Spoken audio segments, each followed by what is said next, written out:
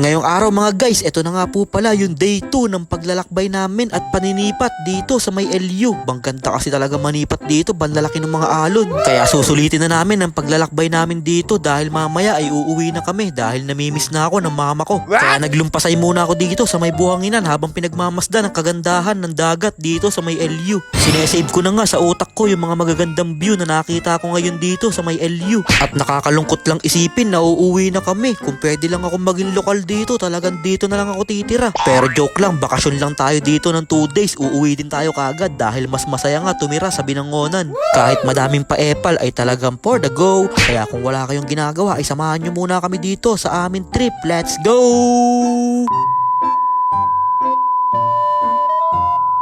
So, ayun po ito na nga yung last day namin dito sa may La Union. Kaya naman, naglakad-lakad na nga lang ako dito sa may kalsada. Gusto ko pa nga mag-jogging dito. Inawat lang ako ni Bepe, wag na daw ako mag-jogging. Samahan ko na lang daw siya sa may dagat at maninipat daw kami.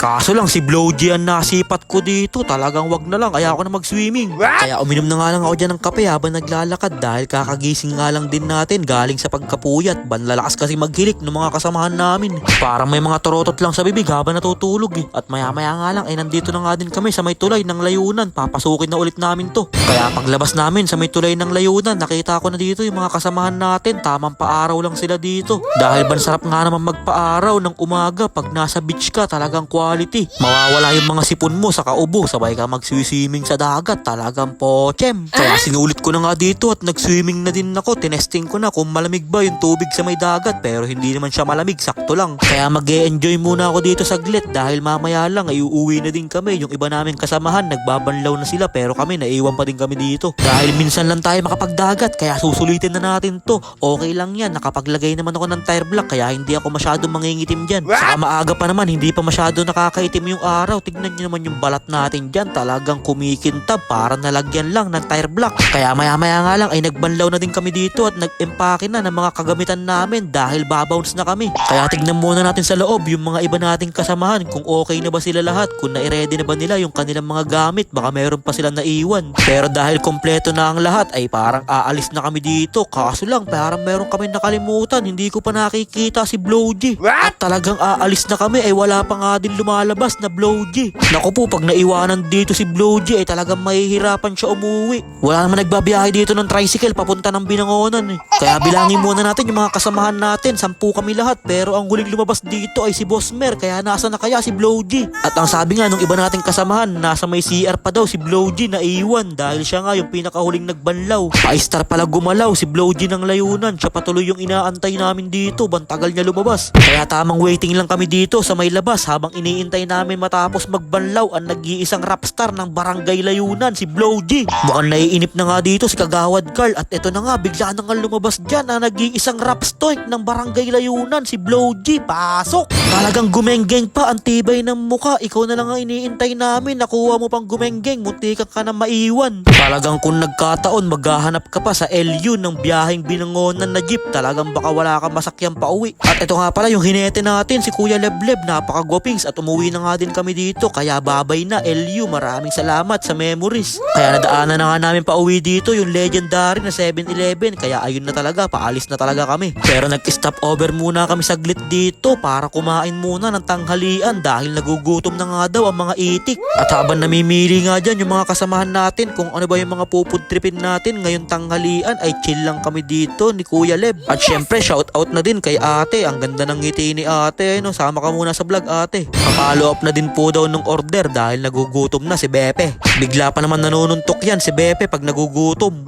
Dahil nakita nga nila ate na nagagalit na si Bepe, minadali na nga nila yung mga order natin dito. Ayan nire-ready na nga nila. Nilapag na ang napakabisang sisig. Kaso lang nagagalit daw si Bepe sa may babae, kaya sabi niya ni Kagawad, sabaw lang daw ang kay Bepe, sabaw lang ng sinigang. At unti-unti na nga nagdadatingan dyan yung mga pupudtripin natin ngayong tanghalian. Talagang tinitignan ko pa lang ay natatakam na ako. Parang sa tansya ko lang makakasamput kalahati ata ako ng extra rice. Pero si Bepe daw hindi pa daw siya masyado gutom, kaya baka mga 5 kanin lang daw yung makain niya ngayon dito sa tanghalian namin. At dahil nag-request siya, binigyan na nga siya dyan ni ate ng 5 kanin. Talagang parang magmumukbang lang si Bepe. Kaso lang inagaw ni Chumerbs yung kanin, kaya pansit na lang ang napunta kay Bepe.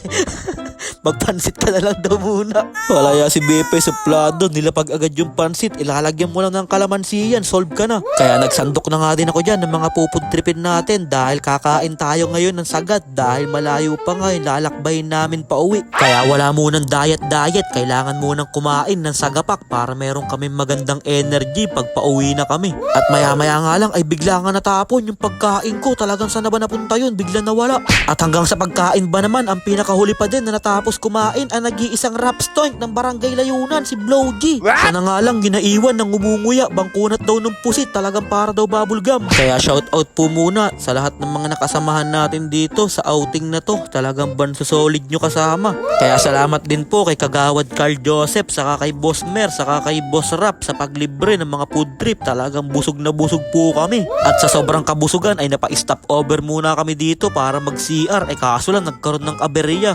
Bigla nagtatanong sa amin dito si Blowgy kung nasan daw ba yung CR, di daw niya mahanap. Isang oras na daw siya naghahanap dyan, hindi pa daw niya makita yung CR, kaya sinarado niya na ulit yung pinto. Nakalagay na nga dyan yung CR daw ay nasa inside ng Select. Nakita na nga ni Blowgy yung Select, hindi pa siya pumasok dun. Kung pumasok siya, makikita niya na yung CR. Nakalagay na nga dyan, restroom inside Select, hindi pa makita yun na nag-iisang rap stoink. Nagtatanong pa siya sa amin. Sabi nga dyan ni Blowgy, walang dyan, isang oras na ako naghahanap ng CR, ihi na ako, hindi ko pa din siya makita. Bunga nga kasi ang ginagamit mo paghahanap hindi mo talaga yun makikita. Kaya bumiyahe na nga din kami dyan para makauwi na kami ng Binangonan. Ayun lang, maraming salamat nga sa napaka-solid na trip, La Union. Kaya maraming salamat po ulit kay Kagawad JC dahil kung hindi dahil sa kanya ay hindi ako makakasama dito sa trip na to. At dito na nga din nagtatapos ang ating day 2 sa LU. Talagang sobrang nag-enjoy ako, busog na ang tiyan, busog pa ang mata, pochem. Kaya yun lang mga guys, maraming salamat nga po pala sa walang sawang pagsuporta at sa palaging panonood. I-follow nyo na si Ninin Vlogs para sa mga susunod pang vlogs. Mag-ingat po kayo palagi. Bye bye, yo!